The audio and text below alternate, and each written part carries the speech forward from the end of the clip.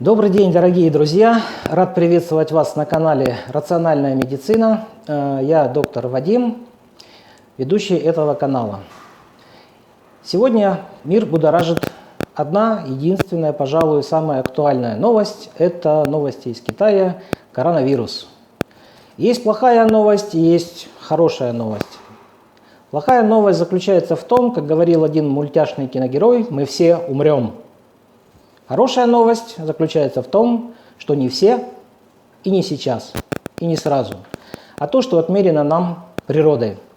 Поэтому большая просьба, все успокоились, никакой паники. Наблюдая истерию за последние 2 недели, просматривая все каналы CNN, BBC, Euronews, не знаю, какую преследую цель, но тем не менее вывод напрашивается сам. Зачем?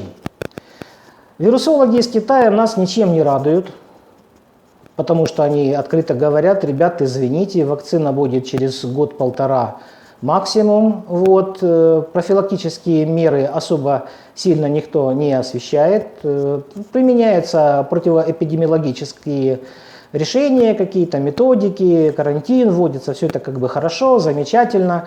Меняйте маски, закупайте маски, не выходите на улицу. Общайтесь меньше с друг другом, в общем, ограничьте передвижение. Это как бы все замечательно, хорошо.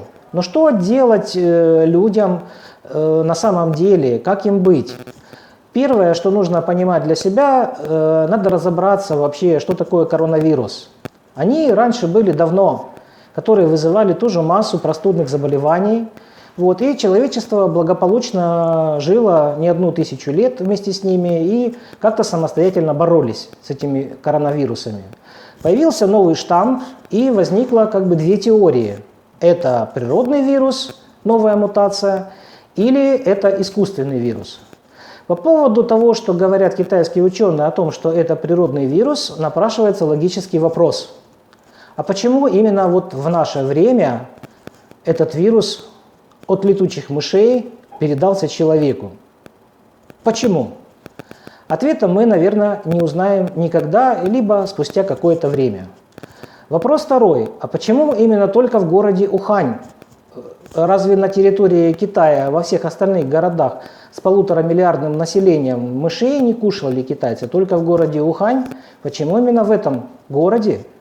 А взять страны, например, Бангладеш, Непал, Лаос, которые рядом лежат с Китаем, разве там мышей не едят? Почему там не вспыхнула эпидемия? То есть эти закономерные вопросы, которые появляются в голове у здравомыслящего человека, они не имеют ответов.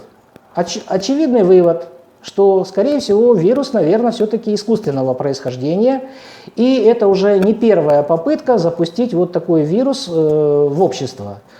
Отмотав 15 лет назад, мы прекрасно помним атипичную пневмонию, свиной грипп, птичий грипп, крысиный грипп. Пережили, все стихло, все нормально, все успокоились. Очередная попытка опять раздуть до невообразимого такого вала новостей, что все сегодня обеспокоены на самом деле сложившейся ситуацией, происходящей в Китае. Уже мы видим 12 стран, в которых якобы зафиксированы случаи этого заболевания.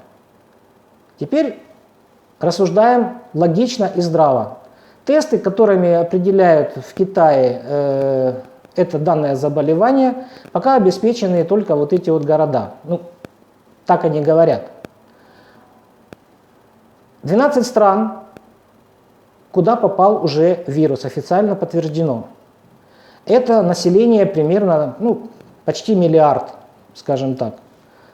Напрашивается вопрос, как быстро попадут эти тесты в эти страны и что дальше делать? Как отличить обычную простуду от коронавируса? Какие методики? Методик не существует. Отсюда напрашивается логичный вывод. А что же делать? Что делать обычному простому человеку, который не только живет грубо говоря, в каком-то мегаполисе, обеспеченным медицинским оборудованием, лекарствами, или жители, которые живут в деревнях, в небольших поселках, с минимальным набором всех медицинских услуг. Моя цель и задача сейчас предоставить людям информацию о том, как можно противостоять вирусным заболеваниям.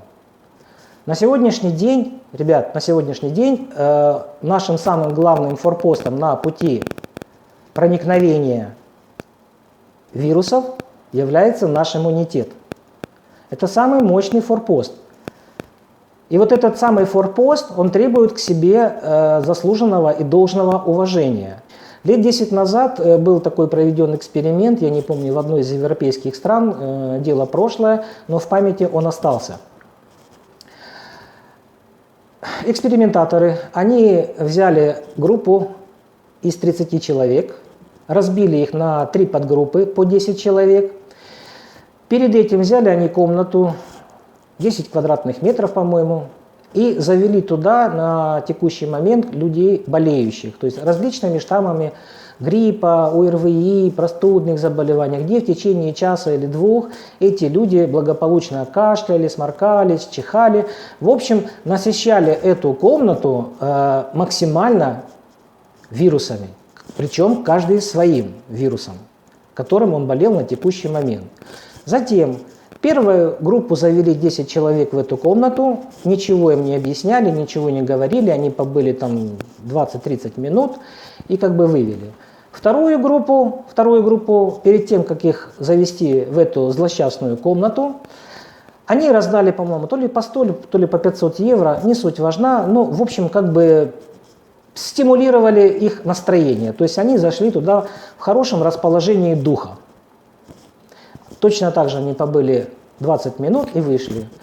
Третью подгруппу, они каждому из них испортили настроение, всеми доступными средствами, там сообщили кому-то, кто-то уволен, кто-то там потерял там деньги, кто-то там счет аннулировали в банке. Суть не в этом. Нашлись как бы методики, и завели эту группу в эту комнату. Тоже побыли 20 минут и вывели.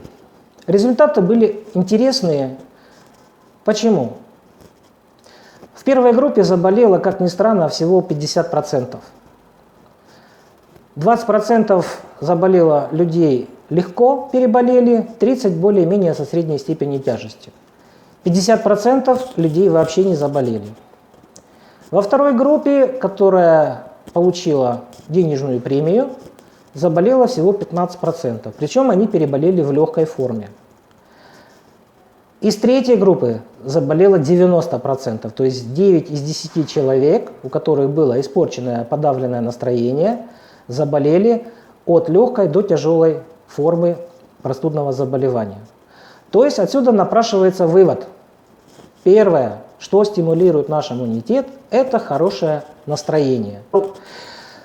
При нашем хорошем настроении у нас выделяется в организм масса эндорфинов. А что такое эндорфины? Это гормоны счастья, гормоны радости, которые являются мощным антиоксидантом. Они обладают мощным противовирусным действием, стимулируя всю нашу гормональную, нейрогуморальную и нервные системы, обостряя все наши чувства, улучшая обменные функции. Поэтому организм чувствует себя в этот момент великолепно и самостоятельно, подчеркиваю, самостоятельно способен бороться с вирусными заболеваниями. Номер 2. То есть существуют методики, которые себя зарекомендовали за 1000 лет с лучшей стороны. Ведь коронавирусы жили всегда, на протяжении всей истории человечества. И человек, когда еще медицина не была на настолько высоком уровне, он же как-то им смог противостоять.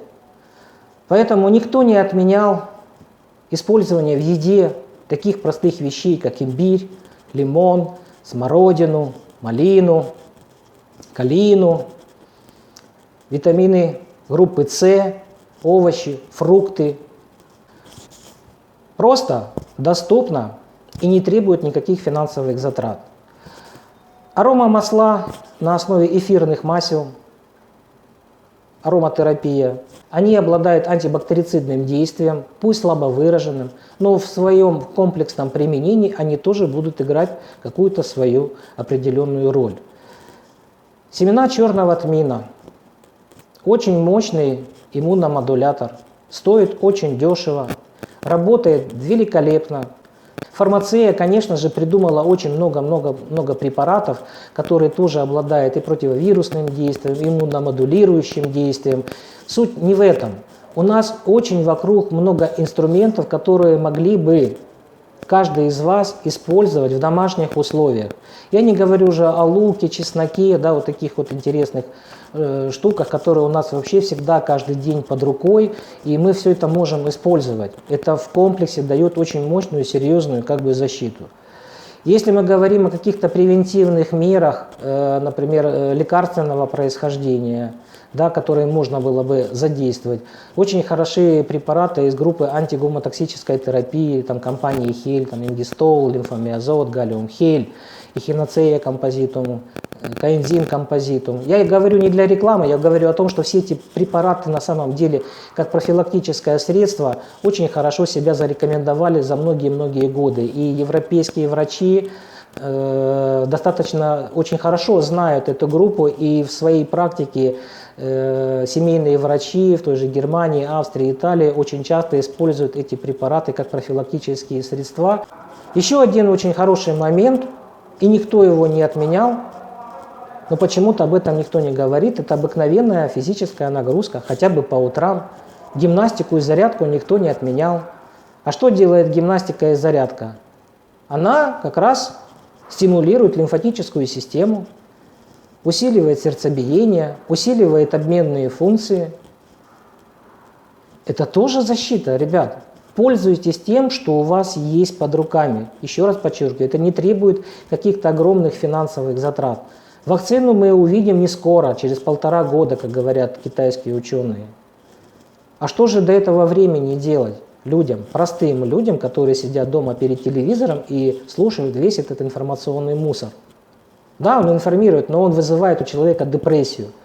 А депрессия вызывает негативные чувства у человека. Отсюда появляется масса других заболеваний, не говоря уже о вирусных. Один знаменитый академик, кардиохирург Амосов, жил на Украине, он всегда подчеркивал, 75% болезней возникает из-за психосоматики. И только 25% по другим причинам. Поэтому, поддерживая хорошее настроение, поддерживая свой иммунитет на высоком уровне и делая профилактические меры, которые усиливают прежде всего ваш иммунитет, это действительно реально поможет каждому из вас выстоять в этом хаосе, который, по моему мнению, достаточно управляем и создан искусственно. Огромное всем спасибо. Хвост пистолетом. Ребята, быть добру. Всем спасибо. Пока.